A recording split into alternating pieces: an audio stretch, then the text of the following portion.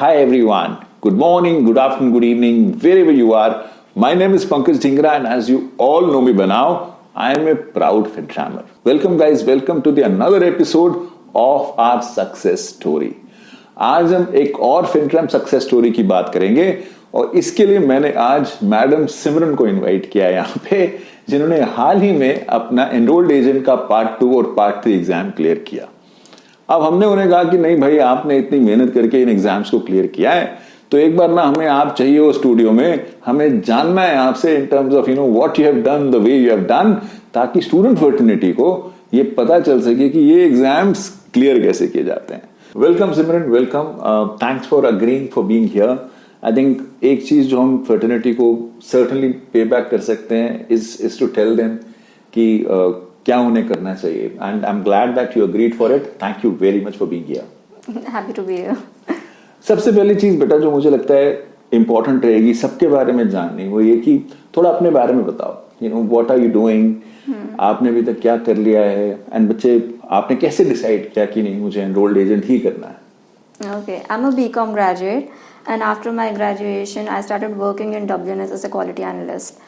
And उसके बाद मुझे लगा कि मुझे करियर शिफ्ट करना चाहिए, जो मेरी ग्रेजुएशन है उसमें कुछ परस्यू करना चाहिए। सो आई वाज सर्चिंग समथिंग, सो मुझे एनरोल्ड एजेंट दिखा जो मुझे लगा परफेक्ट रहेगा, और वैसे भी यूएस में ज़रूरत पड़ती रहती है, तो इस वजह से I thought it's a good one. And guys, this is something everyone should understand that सिर्फ ग्रेजुएशन ना हमें कहीं लेके नहीं जाएगी। चाहे हमें ग्रेजुएशन करके कुछ कंपनी जॉब दे देती हैं, ऐसा नहीं है नहीं देती हैं, बट वो ना फिर हमें वो ग्रोथ नहीं मिलती है वहां पे, वो इंक्रीज नहीं मिलता है, वो पेडिग्री नहीं मिलती है वहां पे। उसको करने के लिए ना कोई ऐसी प्रोफेशनल क्वालिफिकेशन चाहिए। And I am glad that you chose enrolled agent for the benefit of all guys, and of course I am sure you would peg on it.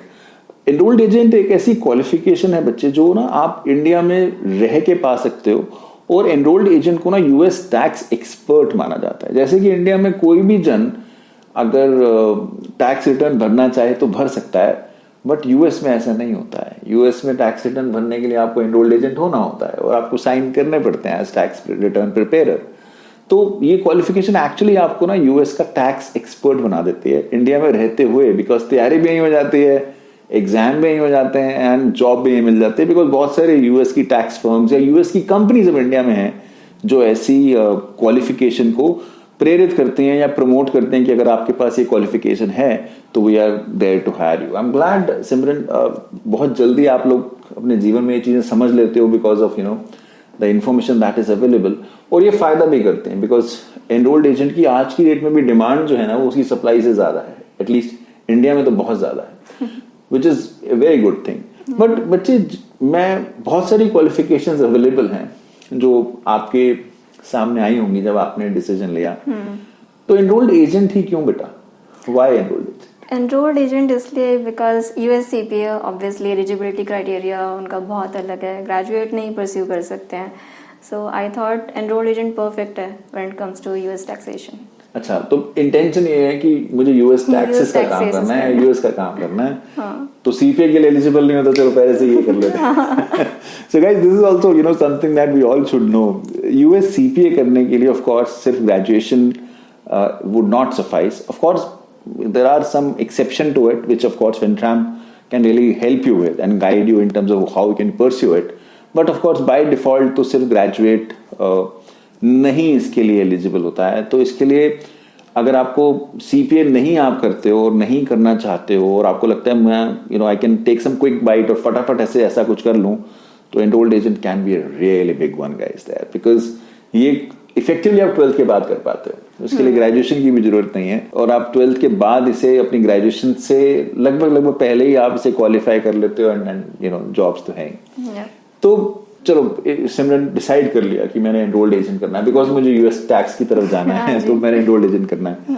Part 2 part 3 आपका क्लियर हो चुका है, तो कैसा रहा? How has been your journey in terms of कितना difficult आपको लगा पार्ट 2 पार्ट 3? कितना आपको लगा, कितना एफर्ट आपको देना पड़ा या कितना टाइम आपको देना पड़ा? How has that been? Okay, experience बहुत अच्छा था बिकॉज ऑब्वियसली यहाँ पे सब हेल्प करने के लिए होते हैं FinTram में, और कल्पना भी हमेशा ऑन द कॉल रहती हैं, और श्वेता मैम ने बहुत हेल्प करी थी पार्ट 2 के लिए। पार्ट 3 में आपने भी टीच किया था, उसके बाद में समर्थ सर आए, उन्होंने भी बहुत अच्छे से पढ़ाया। वो हमेशा डाउट क्लियर करने के लिए होते थे, आप भी हमेशा होते थे। सो एक्सपीरियंस अच्छा था। वो खुद तो हार्ड वर्क करना ही पड़ता है, खुद तो पढ़ना ही होता है, वो तो ऑब्वियस है। सो ये हेल्प बहुत थी। दिया बेटा, कितना टाइम दिया आपने? टाइम मैंने आई गेस 4 months लिए थे पार्ट 2 के लिए, एंड पार्ट 3 के लिए कम लगा होगा, 1.5 कम लगा होगा। पार्ट 3 इज मोर थ्योरी ना। यस, पार्ट 3 में प्रैक्टिकल ना के बराबर है। हाँ। तो थ्योरी ज्यादा है। सो इफेक्टिवली 3-4 महीने में लेट्स से एक मैंने पार्ट क्लियर कर लिया, तो अगर स्पीड से मैं जाऊं तो इफेक्टिवली मैं 1 साल में मैं ये क्लियर कर सकता हूँ अपने। उससे भी कम में, क्योंकि फर्स्ट मैंने पार्ट 2 स्टार्ट किया था। पार्ट 2 टफ भी बोलते हैं सब लोग, पार्ट 2 टफ और न्यू भी था। यूएस टैक्सेशन था, बिल्कुल न्यू था, क्योंकि इंडियन ही तुम पढ़ते हो जब बीकॉम होता है, तो इसलिए फर्स्ट में थोड़ा ज्यादा टाइम लगा। अब बन गया है, so I think first one easy रहेगा। अच्छा, मैं just for the benefit of everyone guys, enrolled agent में ना 3 एग्जाम हमें देने होते हैं। पार्ट 1 होता है, पार्ट 2 होता है, पार्ट 3 होता है, और इसे आप किसी भी सीक्वेंस में दे सकते हो। जैसे कि सिमरन ने पार्ट 2 दिया, फिर पार्ट 3 दिया, पार्ट 1 की तैयारी कर रहे हैं, तो आप किसी भी सीक्वेंस में दे सकते हो।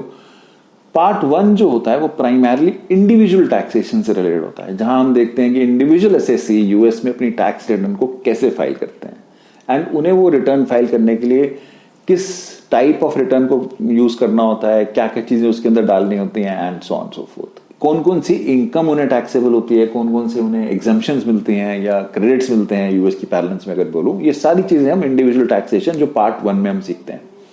पार्ट 2 के अंदर ना हम बिजनेस टैक्सेशन सीखते हैं। हम इफेक्टिवली सीखते हैं कि कॉर्पोरेट्स यूएस में कैसे टैक्स होते हैं, चाहे वो सी कॉर्पोरेशन हो, एस कॉर्पोरेशन हो, वो कैसे टैक्स्ड होते हैं, कैसे पार्टनरशिप टैक्सेशन काम करती है यूएस में, and so on so fourth. Partners के हाथ में वो इनकम कैसे टैक्सेबल होती है, उनके लिए उन्हें कौन कौन सी रिटर्न्स भरनी पड़ती हैं, कौन कौन से फॉर्म्स भरने पड़ते हैं, ये हम पार्ट 2 में सीखते हैं।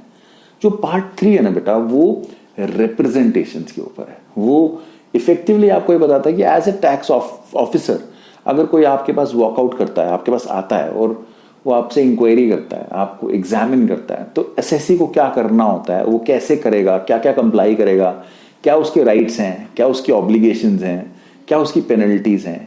तो एक आई वुड से एसएससी को एक टैक्स में ऑफिसर के सामने आप रिप्रेजेंट कैसे करते हो।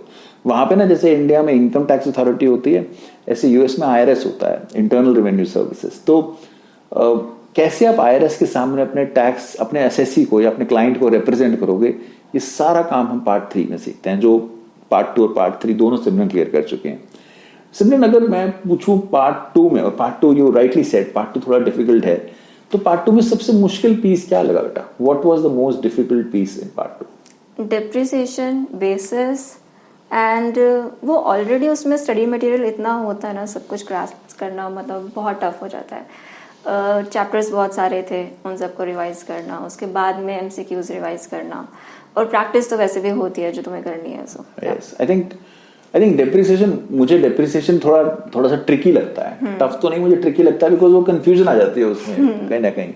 एक और चीज मुझे लगी ना जो कहीं ना कहीं तंग करती है, इट इज जब आप पार्टनरशिप टैक्सेशन के अंदर जाते हो ना, तो पार्टनरशिप को टैक्स करना और पार्टनर्स को टैक्स करना, क्या चीज पार्टनर्स के हाथ में टैक्सेबल होगी, क्या चीज नहीं होगी, and so on so fourth, वो थोड़ा सा ना ट्रिकी हो जाता है एट टाइम्स, कि जब खासतौर पे जब कैपिटल गेन आता है या प्रॉपर्टी डिस्ट्रीब्यूट होती है पार्टनर्स को, राइट, रिमेंबर कि जहां हम क्या बेसिस लेंगे प्रॉपर्टी का टैक्स निकालने के लिए, वो थोड़ा सा कहीं ना कहीं ट्रिकी हो जाता है। I agree.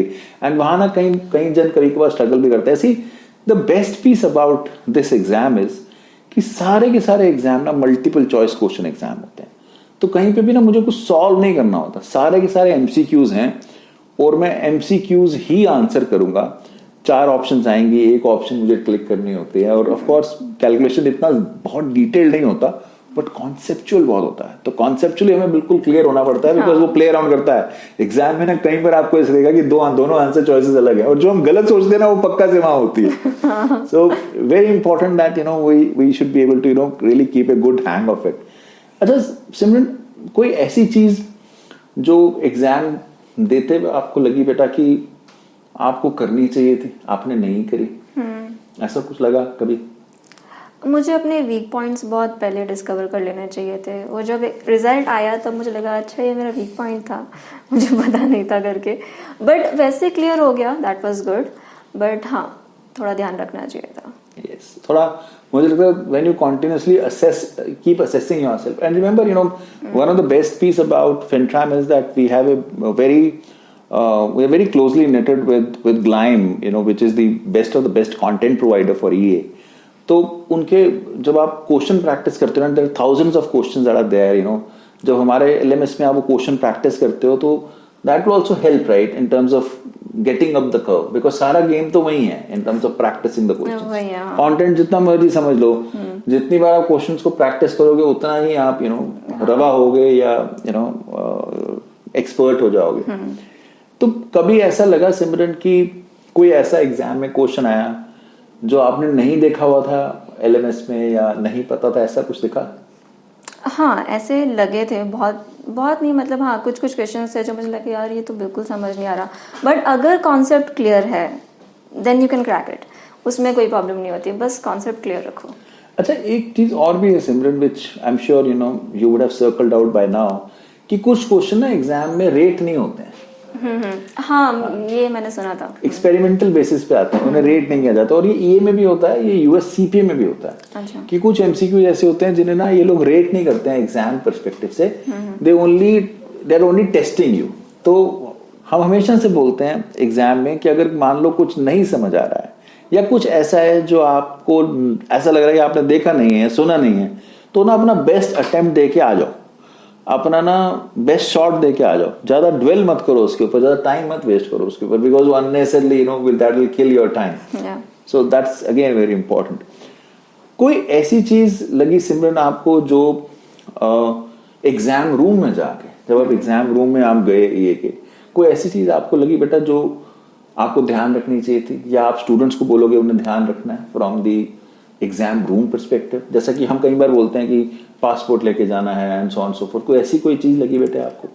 पासपोर्ट तो हाँ ऑब्वियसली लेके जाना होता है, वैसे वो लॉकर प्रोवाइड करते हैं हर एक चीज़ के लिए, एंड एग्ज़ाम नॉर्मल होता है जैसे ग्लेम में होता है, एग्ज़ाम्स बिल्कुल वैसे स्टार्ट होते हैं, उसमें कुछ ऐसे कन्फ्यूजन नहीं था, बट टाइम बहुत ज़रूरी है, टाइम से जाना चाहिए। सेकंड पार्ट में मुझे लगा नहीं था क्योंकि मैं आधे घंटे पहले चली गई थी, आधे घंटे भी नहीं आई थी, मैं 45 मिनट्स पहले ही चली गई थी, बट थर्ड पार्ट में मैं थोड़ा सा लेट हो गई थी। आई थिंक मेरे 15 मिनट्स रह गए थे एग्जाम स्टार्ट होने में, सो उन्होंने कहा था आप 30 मिनट्स पहले आओ तो बेटर है।